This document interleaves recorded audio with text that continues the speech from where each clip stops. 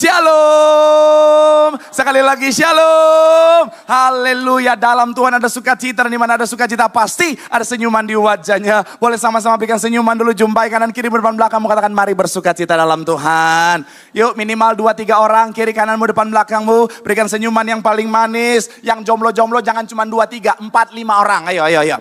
Haleluya, haleluya. Apalagi yang kemarin komplain Pak Pendeta. Kemarin Pak Pendeta dari semua lilin yang menyala belum ada yang bisa menerangi hatiku. Nah makanya cari yang banyak. Haleluya, haleluya. Puji Tuhan. Saya melihat semangat yang luar biasa. Saya mau bilang saudara, orang yang semangat cari Tuhan, orang yang setia cari Tuhan, janji Tuhan, hidupnya anak cucunya pasti diberkati Tuhan. Tepuk tangan sekali lagi yang paling meriah buat Tuhan. Sama-sama bilang sama saya, aku pasti diberkati Tuhan. Anak cucuku pasti diberkati Tuhan. Bilang kanan kirimu, kamu juga pasti diberkati Tuhan. Tepuk tangan yang paling meriah buat Tuhan. Haleluya, haleluya. Kalau saudara rasa panas itu bukan udara yang panas, tapi Roh Kudus lagi bekerja saudara. Haleluya.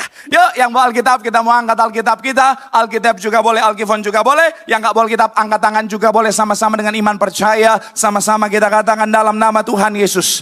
Aku percaya Alkitab ini adalah firman Tuhan. Setiap kata kalimatnya sanggup memberkati aku. Dan hari ini aku pasti diubahkan. Aku pasti dipulihkan dalam nama Tuhan Yesus. Sama-sama kita katakan amin. Kita buka Matius 1 ayat 18 sampai ayatnya yang ke-25. Matius 1 ayat 18 sampai 25 akan dibacakan oleh Kanat. Silakan. Matius 1 ayat 18 sampai 25. Pelayanan Yesus Kristus adalah seperti berikut. Pada waktu Maria, ibunya, bertunangan dengan Yusuf, ternyata ia mengandung dari Roh Kudus. Sebelum mereka hidup sebagai suami istri. Karena Yusuf suaminya, seorang yang tulus hati dan tidak mau mencemarkan nama istrinya di muka umum, ia bermaksud menceraikannya dengan diam-diam. Tetapi ketika ia mempertimbangkan maksud itu, malaikat Tuhan nampak kepadanya dalam mimpi dan berkata, Yusuf, anak Daud, janganlah engkau takut mengambil Maria sebagai istrimu, sebab anak yang di dalam kandungannya adalah dari Roh Kudus. Ia akan melahirkan anak laki-laki dan engkau akan menamakan dia Yesus. Karena dialah yang akan menyelamatkan umatnya yang dari dosa mereka. Hal itu terjadi supaya genaplah yang difirmankan Tuhan oleh Nabi. Sesungguhnya anak darah itu akan mengandung dan melahirkan seorang anak laki-laki. Dan mereka akan menamakan dia Immanuel, yang berarti Allah menyertai kita. Sesudah bangun dari tidurnya, Yusuf berbuat seperti yang diperintahkan malaikat Tuhan itu kepadanya. Ia mengambil Maria sebagai istrinya, tetapi ia tidak bersetubuh dengan dia sampai ia melahirkan anaknya laki-laki, dan Yusuf menamakan dia Yesus. Demikian firman Tuhan. Terima kasih. Nah, di situ dikatakan apa saudara? Bicara tentang bagaimana kelahiran Tuhan Yesus. Saudara, kalau saudara baca selanjutnya, lebih detail lagi tentang kelahiran Tuhan Yesus. Nah, saudara, hari ini saudara kita masuk pada tanggal 24 Desember, saudara. Di mana bicara tentang mengadakan malam Natal, kemudian tanggal 25 kita merayakan Natal. Ada yang komplain bilang begini, oh harusnya katanya Natal itu tidak dirayakan di bulan Desember. Kemarin saya baca saudara, ternyata bulan Desember itu berawal dari mitologi Yunani, saudara. Di mana kisahnya konon katanya saudara, pada saat itu Dewa Zeus saudara memerintahkan seorang dewi namanya Dewi Desi saudara untuk mengambil ember. Makanya ember. Ya itu ya. Serius banget mukanya semua ya. Haleluya. Nah, tapi kemarin saudara saya nonton sebuah video, ada orang yang membahas bilang begini, oh harusnya bahwa orang Kristen itu tidak merayakan Natal di bulan Desember. Kenapa? Karena tanggal 25 Desember adalah hari lahirnya Dewa Matahari saudara. Saya mau bilang saudara bahwa kekristenan tidak sembarangan dalam memilih hari saudara. Bapak-bapak gereja kita menentukan tanggalnya saudara sesuai dengan penelitian yang sudah dilakukan dengan seksama saudara. Makanya bicara tentang pada saat kita baca Lukas 1 ayat 26, coba kita baca Lukas 1 ayat 26 dikatakan begini saudara. Boleh sama-sama kita lihat bagian awal dikatakan apa? 3, ya. Dalam Bulan yang ke-6, Allah menyuruh malaikat Gabriel pergi ke sebuah kota di Galilea bernama apa? Nazaret. Jadi pada bulan ke-6 saudara, itu kalau dihitung orang Yahudi saudara, akan merayakan tahun baru biasanya pada bulan Desember. Itu Rosh Hashanah saudara, pada bulan September. Biasanya, yaitu artinya kalau kita hitung September, Oktober, November, Desember, Januari, Februari, Maret. Bulan ke-6 bulan Maret. Nah, bulan Maret itu Tuhan suruh yang namanya malaikat Gabriel untuk ke Maria dan berkata bahwa kamu akan mengandung. Dari Maret, April, Mei, Juni, Juli, Agustus, September, Oktober, November, bulan ke-9, Desember. Ini pas 9 bulan saudara. Kalau anak-anak zaman sekarang nikahnya April, Juli udah lahir saudara.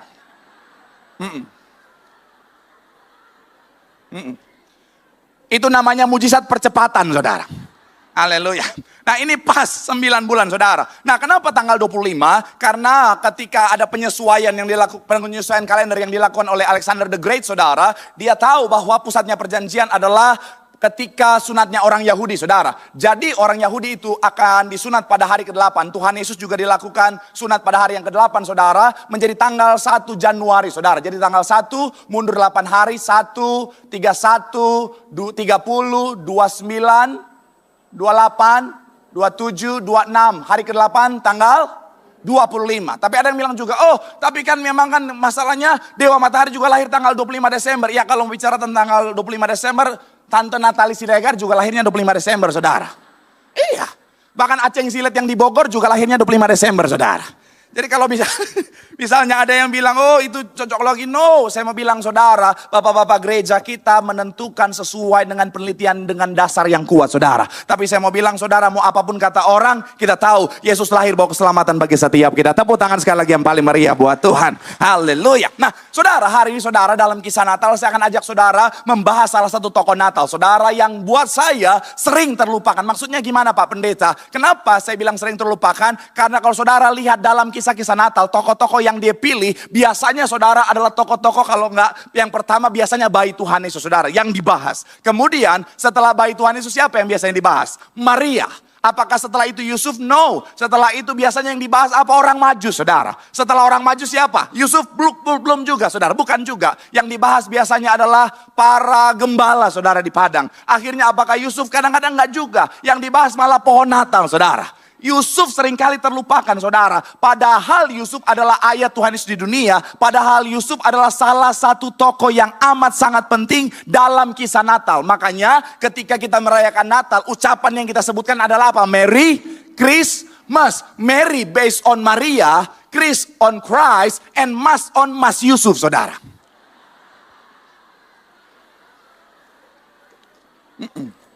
Betul tidak? Betul. Betul aja pokoknya. Intinya adalah apa? Intinya adalah ini salah satu tokoh yang penting saudara. Dan saya akan ajak saudara untuk sama-sama membahas Yusuf saudara. Doa saya melalui firman Tuhan hari ini, saudara dan saya semuanya diberkati Tuhan. Tepuk tangan sekali lagi yang paling meriah dulu buat Tuhan. Haleluya. Yuk kita akan sama-sama belajar dari tokoh Yusuf ini saudara dalam kisah Natal. Yang pertama, apa yang bisa kita pelajari dari sosok seorang Yusuf? Dalam judul khotbah saya adalah bicara tentang pelajaran berharga dari sosok Yusuf saudara. Yang pertama saya mencatat adalah bicara tentang dari kebaikan hatinya. Sama-sama bilang sama saya kebaikan hatinya. Sama-sama bilang sama saya kebaikan hatinya. Amin. Sama-sama kita lihat ayat yang ke-19 di Matius 1 saudara. Matius 1 ayat 19. Boleh sama-sama kita baca ayat Alkitab ini saudara. Matius 1 ayatnya yang ke-19. Haleluya. Yang sudah di sana boleh bilang haleluya. 3, ya. Karena Yusuf suaminya orang yang tulus hati dan tidak mau apa? Mencemarkan nama istrinya di muka umum. Ia bermaksud apa? Sekali lagi saudara. Karena Yusuf suaminya orang yang tulus hati dan tidak mau apa? Mencemarkan nama istrinya di muka umum. Ia bermaksud apa? Menceraikannya dengan diam-diam. Saya mau bilang saudara, ini terjadi sebelum malaikat datang memberitahukan kepada Yusuf bahwa bayi dalam kandungan istrinya adalah dari Roh Kudus saudara. Sedikit latar belakangnya saudara, pernikahan di Yahudi itu terbagi dua. Yang pertama kidushin, yang kedua nisyuin saudara. Kidushin adalah bicara tentang masa pengudusan. Kalau zaman sekarang kita bilang pertunangan saudara. Jadi mereka sudah disahkan sebagai suami istri tapi belum hidup sebagai suami istri. Nanti setelah nisyuin baru akhirnya mereka tinggal bersama dan hidup sebagai suami istri. Nah, Yusuf dan Maria sudah ada di posisi yang pertama, di level yang pertama, yaitu kidushin tadi saudara, di mana mereka secara tradisi sudah sebagai suami istri tapi belum tinggal bersama. Dan ketika di fase ini Yusuf menerima kenyataan bahwa Maria sudah ngalamin yang namanya hamil atau mengandung, saudara. Dan Yusuf belum tahu bahwa Maria itu mengandung dari Roh Kudus. Jadi Yusuf mungkin berpikir bahwa apa? Oh, dia hamil dari orang lain dan lain sebagainya. Tetapi hebatnya apa? Sekalipun sudah dalam kondisi mungkin dia berpikir dia sudah dikecewakan, dia sudah diduakan dan lain sebagainya. Tetapi Yusuf tetap punya hati yang baik, sehingga apa? Dia tidak mau yang namanya nama baik dari istrinya itu tadi, Maria, untuk menjadi rusak, saudara. Bahkan pada saat itu, saudara, konsekuensi dari perzinahan bisa dilempar dengan batu, saudara. Makanya sekalipun sudah dikecewakan, Yusuf tetap ingin menjaga nama baik istrinya yaitu Maria. Artinya apa? Kita bisa belajar, Yusuf punya hati yang baik. Sama-sama bilang sama, saya punya hati yang baik. Amin. Dan inilah yang harus kita miliki dalam kehidupan setiap kita sebagai anak Tuhan. Hati adalah pusat kehidupan. Jagalah hatimu dengan segala kewaspadaan, karena dari sana terpancar kehidupan. Bahasa Inggrisnya center of life. Artinya apa? Kalau saudara dan saya punya hati yang baik dan Tuhan mau kita miliki itu, maka segala hal yang baik pasti jadi bagian dalam kehidupan setiap kita. Katakan amin. Makanya sekali lagi saya mau bilang, saudara, pastikan apa? Kita punya hati yang baik. Percuma kita punya paras yang cakep, percuma kita punya pencapaian yang luar biasa kalau hati kita busuk, saudara. Hati adalah apa yang Tuhan lihat. Tuhan gak lihat parasmu, Tuhan gak lihat fisikmu, yang Tuhan lihat makanya jaga hati dengan baik. Saya mau bilang, saudara, percuma sekali lagi, saudara, muka kayak artis Korea. Oh Tuhan, muka hidung mancung. Kalau perlu mau masuk gereja, masih di parkiran, hidungnya udah sampai di gerbang. Oh Tuhan, pipi tirus. Oh Tuhan. Saya mau bilang, tapi kalau hati busuk tetap aja nek liatnya, saudara. Makanya saudara mungkin lihat ya, ada orang mungkin parasnya cantik, tapi gara-gara hatinya busuk, lama-lama malas lihatnya, saudara. Tapi ada orang mukanya biasa aja gitu, saudara. Tapi karena hatinya baik, inner beauty-nya keluar, saudara. Akhirnya apa? Tampak cantik. Makanya saya mau bilang, saudara, Tuhan melihat hati. Tepuk tangan dulu yang paling meriah dulu buat Tuhan. Haleluya. Kita adalah keluarga, jadi kalau satu udah tepuk tangan, tolong yang lain dibantu juga tepuk tangan. Haleluya, kasihan sendirian. Saya mau bilang, saudara, ingat anak-anak Isai ketika Tuhan perintahkan Samuel untuk mengurapi salah satu anaknya. Saya mau bilang, saudara, semuanya darah daging Isai, semuanya orang-orang hebat, tampilannya luar biasa. Tapi Tuhan bilang apa? Bahwa Samuel, aku tidak melihat hati, aku tidak melihat rupa, yang aku lihat adalah hati. Makanya saya mau bilang, saudara, milikilah hati yang baik, katakan amin. Mungkin orang hari-hari ini, saudara, bilang begini, lu kalau hari-hari ini punya hati yang baik, rugi lu. Zaman sekarang orang makin jahat, dunia makin jahat. Kalau lu baik, lu disikat, lu dimakan abis lu. Kalau gue jadi lu dijahatin, gue balas tuh, gue balas. Iya kan? Kadang-kadang kita gitu ya, kita jaga hati baik. Kadang-kadang orang malah bilang begini, aduh lu rugi lu jadi orang baik. Kalau gue jadi lu, gue balas. Yang udah menikah misalnya, ketika suaminya jahat sama istrinya, ada orang kan bilang begini, aduh jeng. Lu dijahatin sama suami lu, kalau gue jadi lu mah gue balas jeng. Jangan tunda-tunda jeng, mumpung lu masih cantik. Lu kalau udah tua gak laku lagi jeng. Saya mau bilang, saudara, hati-hati, saudara. Kadang-kadang bagi orang dunia, jadi orang baik itu, saudara, sepertinya kerugian, sepertinya sia-sia. Tapi saya mau bilang, saudara, kita tahu bersama, ketika kita jadi orang baik, urusan kita sama Tuhan, katakan amin.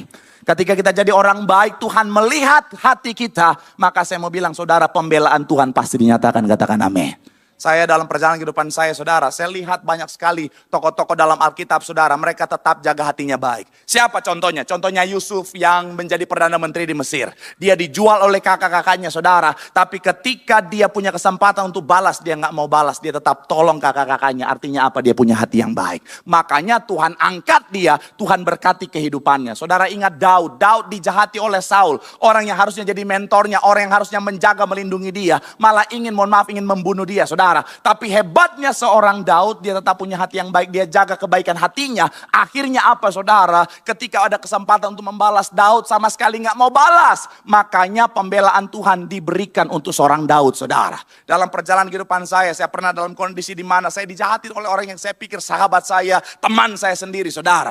Sakit hati nggak? Sakit lah. Kalau orang lain yang jahatin kita, kadang-kadang kita masih it's okay lah, mereka orang lain. Tapi masalahnya, ini teman sendiri, kawan sendiri, saudara. Pernah ngalamin? Yang pernah ngalamin boleh angkat tangan. Oh banyak sekali ya. Iya, apalagi zaman sekarang banyak musim yang namanya PMP. Pren makan pren. Aduh, di depan baik, di belakang disikat habis saudara. Aduh, kalau di depan, aduh kamu kayaknya, aduh aku peduli sama kamu. Kamu kayaknya gak cocok deh sama dia deh. Kamu tuh terlalu baik buat dia, jangan deh. Pas putus disikat sama temannya sendiri saudara. Saya mau bilang saudara, saya dalam kondisi itu saudara, sakit-sakit saudara. Bahkan bukan cuma di sini, tembus sampai tulang belakang saudara. Ya, tapi saya mau bilang saudara, yang saya lakukan adalah berlutut berdoa. Saya angkat tangan saya bilang Tuhan, aku mengampuni dia, aku ucap berkat untuk dia Tuhan. Dan saya mau bilang saudara, sampai hari Tuhan nyatakan kemenangan. Boleh berikan tepuk tangan yang paling meriah buat Tuhan. Mungkin ada yang bilang, Pak Pendeta, ya saya berdoa juga Pak Pendeta. Tapi saya berdoa, Tuhan jambak dia, Tuhan jambak. Jangan gitu juga dong. Kadang-kadang kita berdoa mengerikan. Orang Tiberias kan kadang-kadang kalau berdoa mengerikan saudara. Kalau di gereja lain kadang-kadang berdoa tuh masih kalem. Orang Tiberias mengerikan saudara. Iya, contohnya soal usir setan. Minggu lalu saya sempat bahas saudara. Kalau di gereja lain berdoa usir setan tuh kami tengking dalam nama Yesus. Kami usir dalam nama Yesus. Coba kalau jemaat Tiberias. Kami patahkan. Kami hancurkan. Oh Tuhan. Sampai iblis takut mau datang ke gereja saudara. Jangan ke Tiberias, jangan. Dipatahkan, dihancurkan, jangan. Oh Tuhan, oh Tuhan. Tapi saya teringat saudara, saya teringat ada teman saya, dia orang Jawa, pelayanan di Manado. Dikirim dari Tiberias Jakarta ke Manado saudara. Akhirnya apa? Dia pelayanan di sana saudara, ada altar call, ada oma-oma maju, oma-oma. Akhirnya dia tanya, oma sakit apa? Sakit tape puru. Saya mau bilang saudara, bahasa Manado, tape puru artinya perut saya. Nah teman saya orang Jawa, dia nggak tahu bahasa Manado. Jadi dia pikir tape puru nama penyakit saudara. Jadi dengan keras dia berdoa. Mari oma kita berdoa. Oh oma, tape puru dipatahkan. Tape puru dihancurkan dalam nama Yesus. Oh Tuhan. Oh Tuhan. Sampai oma bilang ini pendeta sadis banget. Oma Pepuru dia mau patahkan, oh darah Yesus. Saya mau bilang saudara, makanya kalau minta doa hati-hati salah yang ngomong ya. Tapi saya mau bilang saudara, kadang-kadang dalam kehidupan setiap kita, kadang-kadang ketika kita disakiti rasanya kita pengen berdoa ucap kutuk saudara. Tapi saya mau bilang jangan, tetap jaga hatimu baik, amin. Tetap jaga hatimu baik, sekalipun mungkin kau dikecewakan, sekalipun kau disakiti, jangan sekalipun tergoda untuk jadi sama seperti mereka saudara. Orang boleh jahat sama saudara, tapi saudara harus tetap jaga kebaikan hatimu, katakan amin. Karena saya mau bilang saudara, orang yang jahat akan berurusan dengan Tuhan. Tapi orang yang menjaga hatinya baik akan melihat pembelaan Tuhan, kemenangan dari Tuhan dinyatakan. Tepuk tangan yang paling meriah buat Tuhan. Bilang sama kanan kirimu, tetap jaga hatimu baik. Tuhan melihat hati, Tuhan pasti bela hidupmu. Tepuk tangan sekali lagi yang paling meriah buat Tuhan. Haleluya. Yang kedua saudara, apa yang bisa kita belajar dari sosok seorang Yusuf yang seringkali terlupakan adalah bicara tentang dari ketaatannya. Sama-sama bilang sama saya ketaatannya. Sama-sama bilang sama saya ketaatan Yusuf. Amin. Coba kita lihat ayat 24 saudara. Ayatnya yang ke-24. Sama-sama kita baca ayat yang ke-24. Dikatakan apa? 3. Ya. Sesudah Yusuf berbuat seperti yang apa? Diperintahkan malaikat Tuhan itu kepadanya. Ia mengambil Maria sebagai, sekali lagi saudara, 3. Ya. Sesudah bangun dari tidurnya, Yusuf berbuat seperti yang diperintahkan malaikat Tuhan itu kepadanya. Ia mengambil Maria sebagai istrinya. Saya mau bilang saudara, Yusuf awalnya ingin menceraikan Maria istrinya. Tetapi ketika malaikat Tuhan datang dalam mimpinya, memerintahkan Yusuf untuk mengambil Maria sebagai istrinya. Ketika dia bangun dari tidurnya, sesudah bangun dari tidurnya, Alkitab mencatat, Yusuf berbuat seperti apa yang diperintahkan malaikat Tuhan itu kepadanya. Bicara tentang apa? Yusuf taat. Sama-sama bilang sama saya, Yusuf taat. Amin. Ketaatan Yusuf membuat dia akhirnya dipakai Tuhan luar biasa. Saya mau bilang saudara, bicara tentang ketaatan saudara, ini menjadi satu hal yang sangat penting untuk dimiliki anak-anak Tuhan. Saya mau bilang saudara, kalau saya posisikan diri saya di posisi Yusuf, mungkin saya nggak bisa setaat Yusuf saudara. Ketaatan Yusuf begitu luar biasa. Saya bisa bayangkan kalau misalnya kita posisikan diri kita di posisi Yusuf. Misalnya saya, tiba-tiba ada seorang wanita bawa bayi dan dibilang, Pak Pendeta, bayi ini dari Roh Kudus. Dan Tuhan bilang, Pak Pendeta harus jadi ayah dari bayi ini. Darah Yesus Tuhan. Oh Tuhan. Itu jangankan taat, bisa pingsan saya saudara. Oh Tuhan, tapi saya mau bilang saudara, Yusuf adalah pribadi yang taat. Dan saya pelajari saudara, orang-orang yang dipakai Tuhan dengan luar biasa dalam Alkitab, semuanya adalah pribadi-pribadi yang taat saudara. Kalau saudara baca dalam Alkitab saudara, ada banyak tokoh-tokoh dalam Alkitab. Abraham, Daniel, Sadrak, Mesak, dan Abednego, dan lain sebagainya. Semuanya adalah pribadi yang taat. Makanya sekali lagi saya mau bilang saudara, pastikan apa saudara dan saya, sama-sama bilang sama saya jadi pribadi yang taat. Sama-sama bilang sama saya jadi pribadi yang taat. Karena ketaatan akan membawa berkat bagi setiap kita. Tepuk tangan yang paling meriah buat Tuhan. Haleluya. Kalau saudara baca kesaksian gembala sidang kita saudara, kenapa Tuhan pakai beliau? Saya percaya dari apa yang saya pelajari saudara, karena gembala sidang kita adalah pribadi yang taat saudara. Saudara bisa bayangkan, diperintahkan Tuhan mengembalikan kuasa di balik perjamuan kudus dan minyak urapan. Menyatakan perjamuan kudus dan minyak urapan adalah benar-benar tubuh dan darah Yesus pada saat itu tidaklah mudah. Kenapa? Karena pandangan orang pada saat itu perjamuan kudus hanyalah lambang saja saudara. Tetapi karena gembala sidang kita adalah pribadi yang taat, makanya beliau tunduk pada perintah Tuhan. Beliau suarakan bicara tentang apa? Ini adalah benar-benar tubuh dan darah Yesus. Awalnya mungkin ada hinaan, awalnya mungkin ada pandangan-pandangan negatif, tapi pada akhirnya karena ketaatan Tuhan yang bela, ada kuasa di balik perjamuan kudus dan minyak urapan. Tepuk tangan sekali lagi yang paling meriah buat Tuhan. Bilang sama kanan kirimu, hidup dalam ketaatan, hidupmu pasti diberkati Tuhan. Tepuk tangan sekali lagi yang paling meriah buat Tuhan. Haleluya. Langsung poin yang terakhir saudara. Waktu kita sangat singkat, langsung poin yang ketiga saya mencatat. Apa yang bisa kita pelajari dari sosok seorang Yusuf yang luar biasa? Yang ketiga adalah dari kekudusannya. Sama-sama bilang sama saya, kekudusan Yusuf. Sama-sama bilang sama saya, dari kekudusannya. Amin. Ayatnya yang ke-25. Sekali lagi sama-sama kita baca. Imam musik boleh maju ke depan. 3, ya. Tetapi tidak apa? Sampai. Dan Yusuf menamakan dia apa? Yesus. Saya mencatat di sini saudara, yang bisa kita pelajari dari sosok orang Yusuf yang ketiga adalah Yusuf adalah pribadi yang kudus, menjaga kekudusan. Coba kita buka 1 Petrus 1 ayat 15 sampai 16. 1 Petrus 1 15 sampai 16 sama-sama kita baca. 3, iya. Tetapi hendaklah apa? Kamu menjadi kudus dalam seluruh hidupmu sama seperti Dia yang kudus, yang telah apa? Memanggil kamu, sebab ada tertulis apa? Kuduslah kamu sebab aku kudus. Kekudusan adalah hal yang mutlak saudara. Makanya firman Tuhan berkata, tanpa kekudusan tidak seorang pun bisa melihat Allah. Makanya gembala sidang kita dalam perjalanan pelayanan selalu menyuarakan apa? Ayo anak Tuhan, jaga kekudusan. Ayo mari kejar kekudusan. Karena kekudusan adalah hal yang sangat penting saudara. Dunia hari-hari ini saudara, kekudusan dipandang sebelah mata. Dunia hari-hari ini saudara, kekudusan dipandang sebagai hal yang gak penting lagi saudara. Iblis hari-hari ini jual murah dosa. Kalau saudara hari-hari ini ikutin berita, banyak sekali berita-berita yang bicara tentang apa? Kekudusan mulai sekali lagi saudara dipandang sebelah mata. Kemarin saya nonton sebuah berita saudara yang menceritakan tentang anak 12 tahun, anak SD saudara, itu dijual melalui aplikasi online ke 20 laki-laki hidung belang saudara. Bayangin, anak SD saudara. Bikin dosa hari-hari saudara begitu mudah. Dari handphone saja bisa bikin dosa saudara. Makanya hati-hati anak muda apalagi, ayo berjuang jaga kekudusan. Kalau misalnya pacarmu mulai ajak engkau untuk gak hidup kudus, mendingan putusin. Karena pasangan yang baik tidak akan merusak masa depanmu yang baik. Makanya anak-anak muda Tiberias, Shalom Bonerges. Rajin bomnya urapan. Kalau dia mulai aneh-aneh langsung urapin. Dalam nama Yesus. Tapi Pak masalahnya Pak, ini Pak pacar saya Pak, aduh ganjen banget Pak. Ya udah, cari botol yang agak gedean. Kalau diurapin nggak mempan, dalam nama Yesus. Iya, lebih baik tubuh binasa daripada roh binasa. Iya. Jangan malah pasrah. Udah tahu pacar ganjen bukannya berdoa dalam nama Yesus malah. Aku berserah. Jangan. Saya mau bilang saudara, sama-sama bilang sama saya, jaga kekudusan. Yes. Hari-hari ini makin mengerikan. Suami-suami jaga kekudusan Bang.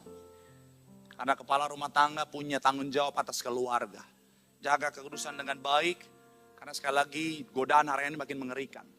Kuntilanak makin hari makin banyak di mana-mana saudara. Iya betul. Kalau dulu kuntilanak cuma ada di pohon doang. dengan suara. Sekarang ada di mana-mana dengan suara, halo Om.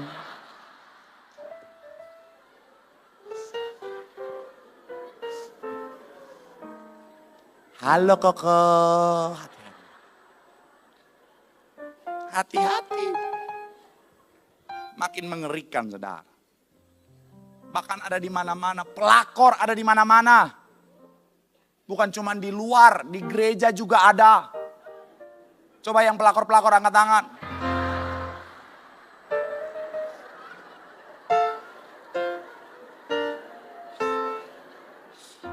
Oh iya, nggak enak. Kode aja. Aduh, ada di mana-mana, saudara. Mengerikan, saudara. Bahkan dulu pelakor-pelakor, saudara, kalau lihat istri saya lari. Kemarin saya belum lama ini, 2-3 bulan yang lalu baca berita. Ada pelakor lihat istri saya disamperin, saudara. Disamperin. Bahkan ada yang sampai datang ke rumah katanya, saudara. Oh Tuhan. Pelakor-pelakor zaman sekarang makin ekstrim, saudara. Iya. Kalau dulu prinsipnya sebelum janur kuning melengkung. Kalau sekarang sebelum bendera kuning berkibar.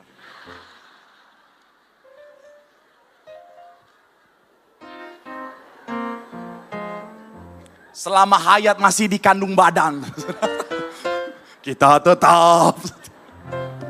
Oh Tuhan, mengerikan, saudara.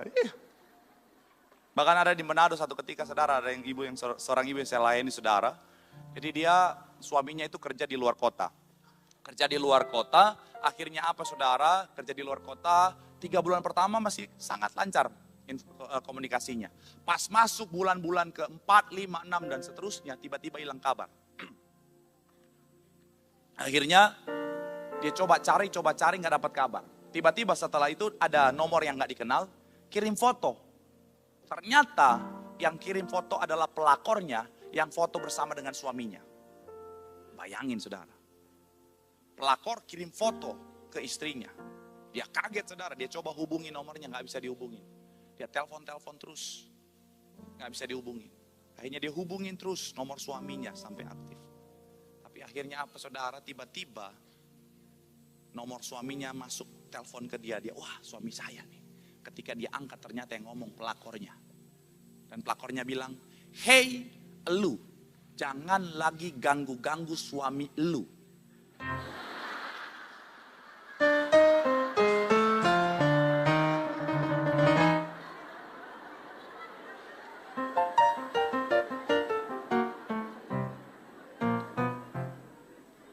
Mari kita telaah lagi kalimatnya.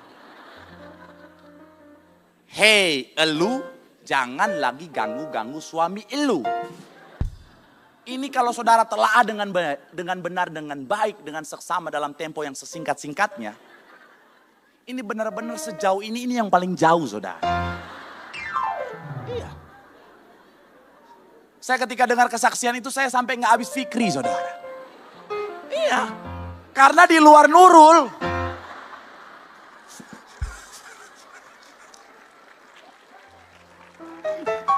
Yang tepuk tangan pasti sering main TikTok ini. Sekali lagi saya mau bilang, saudara, ya memang makin hari makin mengerikan, saudara. Makanya yuk jaga kekudusan. Istri-istri jaga kekudusan, anak-anak muda jaga kekudusan. Dan bukan cuma bicara tentang kekudusan secara seksualitas, saudara. Tapi pastikan apa? Tadi Tuhan kasih hikmah saya begini, saudara. Jaga kekudusan dalam konteks jaga tangan kita dari hal-hal yang kotor. Penghasilan-penghasilan yang kotor. Bicara tentang tipu, curi, keuntungan gelap, itu juga penting, saudara. Sebelum saya tutup khotbah saya, ada kesaksian kemarin saya pelayanan di luar kota, saudara. Ada seorang bapak yang membantu saya dalam pelayanan, saudara. Dia kesaksian sama saya, dia bilang begini. Dia ditempatkan di satu posisi yang kata orang posisinya itu tempat basah, saudara. Yang bisa punya keuntungan di sana. Tapi sayangnya dia diperintahkan untuk mencari keuntungan dengan cara yang kotor, saudara. Akhirnya di posisi itu dia bilang, saya nggak mau. Saya nggak mau mencari keuntungan dengan cara yang kotor. Tapi atasannya bilang, justru kamu ditempatkan di sini supaya bisa cari keuntungan yang sebanyak-banyaknya. Tapi dia bilang begini, lebih baik saya dipindahkan ke tempat yang kering daripada di sini. Tapi harus melakukan cara kotor untuk dapat keuntungan. Akhirnya benar, Gak lama setelah itu dia langsung dimutasi, dipindahkan saudara.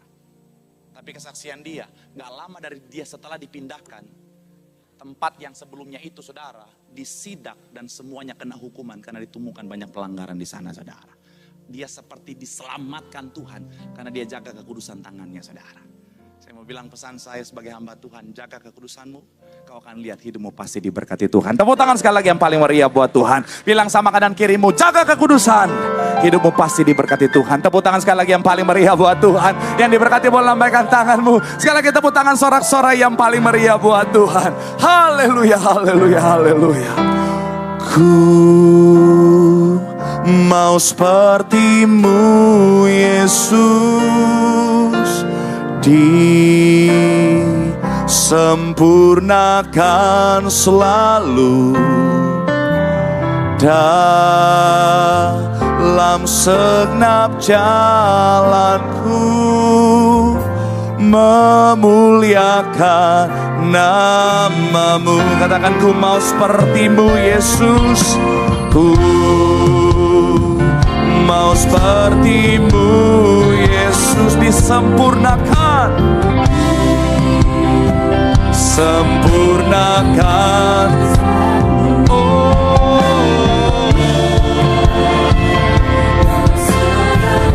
Katakan, memuliakan namamu Tuhan, memuliakan. Mari sama-sama boleh berikan tepuk tangan sorak-sorai yang paling meriah buat Tuhan. Sambil boleh bangkit berdiri angkat suaramu. Sepertimu Yesus, sempurnakan selalu dalam setiap jalan, memuliakan namamu.